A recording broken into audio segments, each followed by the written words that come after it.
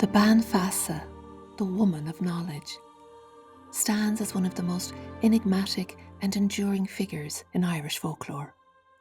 Revered for her ability to heal both physical and spiritual afflictions, she served as an intermediary between the human world and the otherworld, tending to ailments arising from ruptures in harmony with the Aos Sí, the faeries. Gifted with second sight and a profound attunement to the unseen, her wisdom was said to flow directly from the Otherworld itself, granted during her own encounters with the fairy realm. Psychologically, she functioned as a vital container for overwhelming emotions, offering a place where the inexplicable could be held, named, and integrated into the community's understanding of life.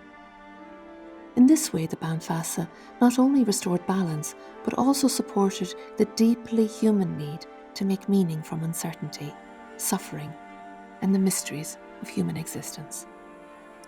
Join me, Eileen Ní Shuilleabháin, in exploring this extraordinary figure in Irish folklore, this symbolic bridge to an unseen shore.